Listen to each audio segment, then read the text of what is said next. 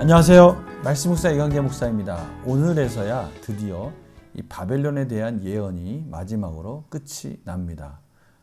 또한 오늘 하나님께서 바벨론의 멸망과 함께 또 상징적인 행위를 하라고 말씀하시는데요. 그건 역시도 예레미야서의 마지막 이 상징적 행위가 될 것입니다. 오늘 이런 말씀들을 통해서 또 저희들에게 또 어떠한 말씀을 또 깨닫기 원하시는지 저희들이 같이 기도하면서 또 같이 나누도록 하겠습니다. 제가 기도하고 시작하겠습니다. 하나님 감사합니다. 오늘도 하나님께서 저희들에게 귀한 말씀을 주셨습니다. 바벨론이 어떻게 구체적으로 멸망하는지를 또 그 원인을 하나하나 짚어가면서 하나님께서 말씀하신 장면을 이제 마무리하려 합니다. 오늘 말씀을 통해서 또 하나님께서 어떠한 것을 깨닫기 원하시는지 성령님께서 조명하여 주시옵소서. 감사드리며 예수님의 이름으로 기도드립니다. 아멘.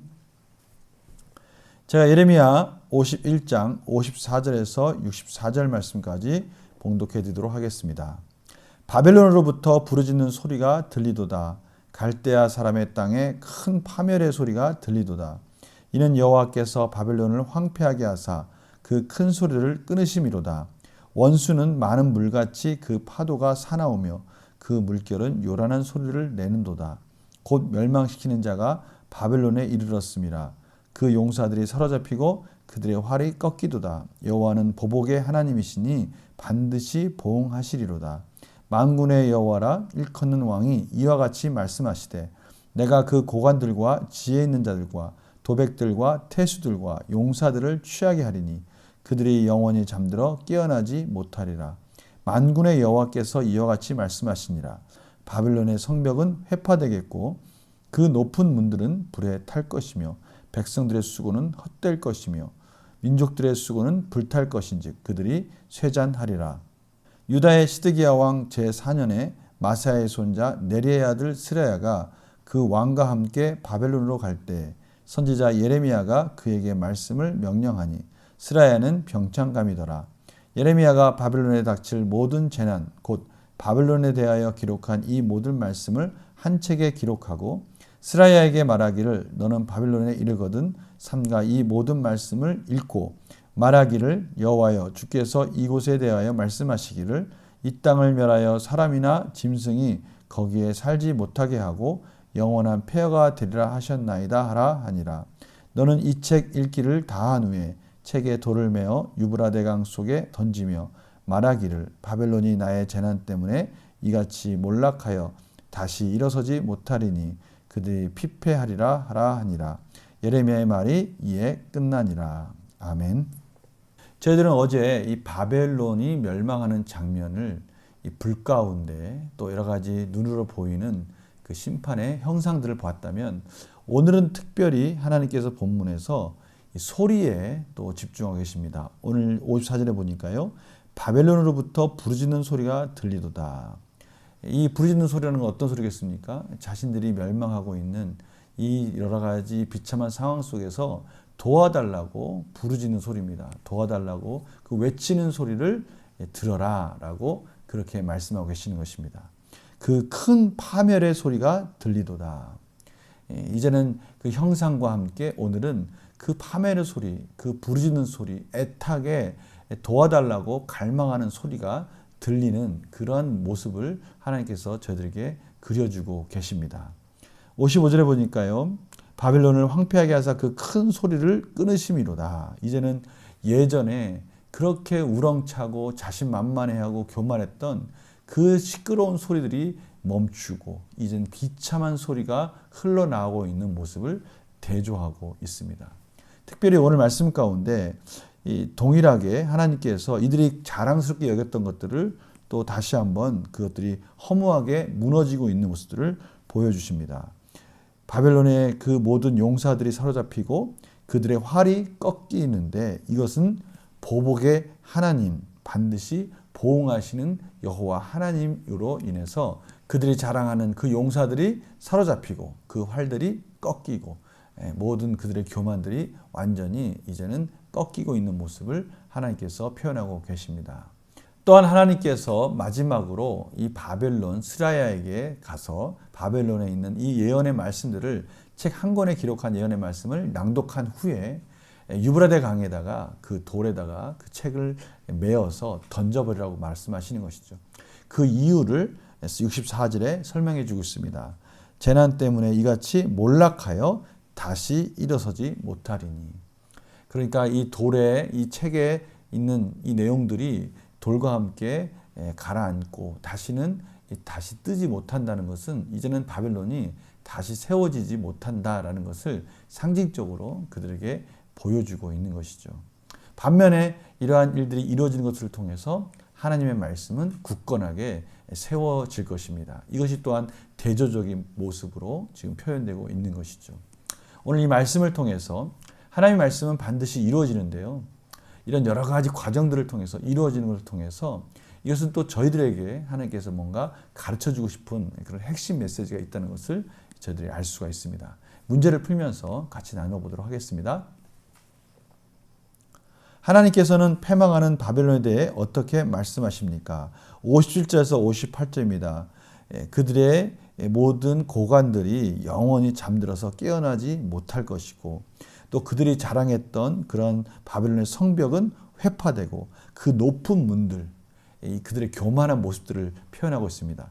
그러한 것들을 상징하듯이 그 높은 문들은 불에 탈 것이고 백성들의 수고는 헛될 것이고 이것이 가장 하나님이 말씀하시는 저주 중에 가장 큰 저주입니다. 그것은 아무리 노력해도 헛된 것뿐이다라는 것. 이것이 정말 우리에게 있어서는 너무나 큰 하나님의 심판이죠.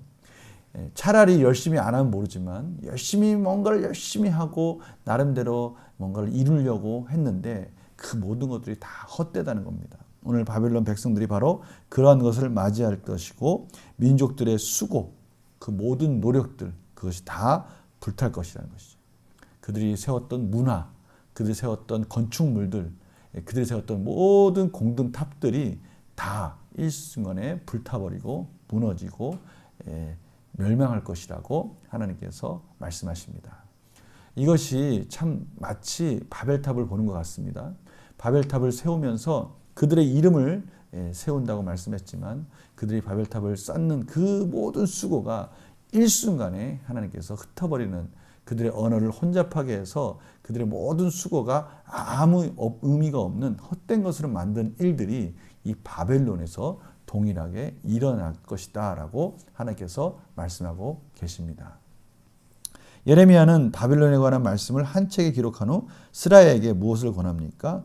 오늘 말씀과 같이 이 모든 것들을 한 책에 기록한 후에 그것을 낭독한 후에 돌에 메어서 유브라데 강에다가 던지라고 그렇게 말씀하시죠. 그것은 이제는 유브라데 강에 그 책이 멸망하듯이 가라앉듯이 그것이 가라앉고 나서 다시 회복할 수 없듯이 이제 바벨론이 그러한 종말을 맞이할 것이다 라는 것을 상징적으로 보여주는 것이었습니다. 영국과 묵상진을 볼까요? 예레미야는 왜 스라야에게 하나님의 말씀을 왕독한 후에 그 책을 유브라데 강에 던지라고 합니까? 이것은 일종의 상징적인 행동이었습니다. 이러한 상징적인 행동들을 통해서 하나님 말씀이 어떻게 완성되는지를 보여주시기를 원하신 것이죠. 마치 그 책이 바다에 유브라데 강에 가라앉아서 다시 뜨지 못하는 것처럼 바벨론이 그러한 종말을 맞이할 것이다 라고 그렇게 말씀하시는 것이죠. 하나님 말씀이 하나하나 이루어지는 것들을 그런 상징적인 그 과정들을 통해서 보여주고 계시는 것입니다. 이러한 과정들은 이스라엘 백성들에게 일종의 각인되는 그러한 상징적인 효과가 있을 것입니다. 그런 그림 언어를 통해서 하나님의 말씀이 어떻게 구체적으로 완성되는지를 확인하면서 하나님의 말씀이 그들 마음속에 굳건하게 세워지는 그러한 역할을 할 수가 있는 것이죠. 느낀 점 볼까요? 기록된 하나님의 말씀이 강바닥에 던져질 때 바벨론도 동일한 운명에 처하게 된다는 사실에서 무엇을 느낍니까? 저는 하나님의 이 사랑, 말씀이 이루어진다는 것을 보여주시기 원하는 하나님의 배려와 사랑의 마음을 느끼게 됩니다. 이런 과정들을 통해서 하나님의 말씀이 참으로 어떻게 이루어진지를 확신을 주시는 것이죠.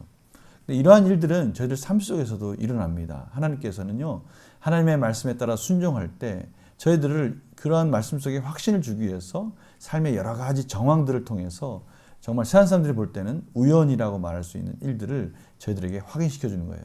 우연히도 한두 번 하면 우연이지만 그러한 보여지는 형상들이 그러한 실질적인 실물들에 통한 경험들이 계속해서 이어지면 이것은 우연이 아니라 하나님께서 저희들에게 주시는 확신의 메시지로 이해할 수 있는 것이죠. 하나님은 저희들 삶 속에서 또 그렇게 몰아가실 때가 있습니다. 때로는 저희들이 연약할 때, 때로는 믿음이 필요할 때 저희들 그러한 과정들을 통해서 또 이끌어 가시는 모습을 저희들이 깨닫게 되는 것이죠. 저는 그럴 때마다 참으로 살아계신 하나님, 거룩하신 하나님이 멀리만 계시는 것이 아니라 저희들 삶 속에서 저희들과 함께 하시기를 원하신다는 것을 깨닫게 되는 것이죠. 결단과 적용 볼까요? 하나님의 말씀을 반드시 성취된다는 사실을 처음 경험했던 적은 언제입니까? 반드시 성취될 하나님의 약속을 믿는 믿음으로 살기 위해 무엇을 결단하겠습니까? 이러한 모습들은요, 저희들이 삶 속에서 하나님 앞에 깨어 있고요, 민감하게 말씀 가운데 반응할 때 일어나는 것을 저희들이 경험하게 됩니다. 이 거룩이라는 포커스가 맞춰지잖아요. 그럼 주일에 이런 거룩이란 포커스가 말씀이 들려지고 그것이 내 삶 속에 실천되어지겠다라고 하나님 앞에 결단하고 기도할 때요, 참 신기하게 제 삶 속에 이 거룩이란 단어와 연결되는 사건들이 너무나 많이 일어나는 것을 깨닫게 됩니다.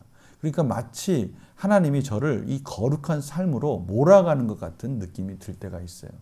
경험하는 것마다 이 거룩이라는 단어가 눈에 들어오는 거예요.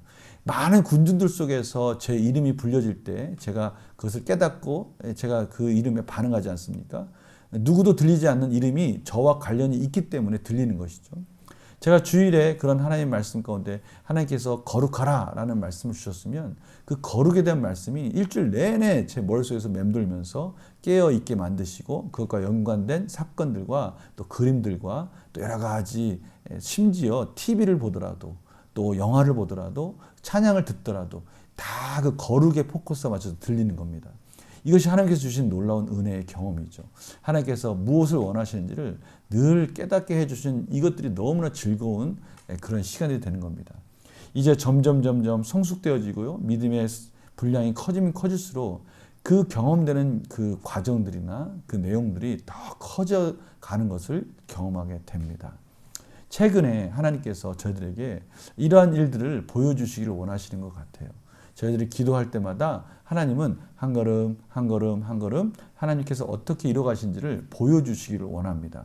다만 그것을 보기 원할 때는요, 정말 그러한 것들을 경험하기 원한다면 저희들이 정말 민감하게 깨어 있어야 될 것이고요, 하나님께 간절히 기도하고 말씀 가운데 귀를 기울일 때 하나님은 저희들 가운데 동행하고 계시다는 것을 보여주시기 원하시는 것이죠.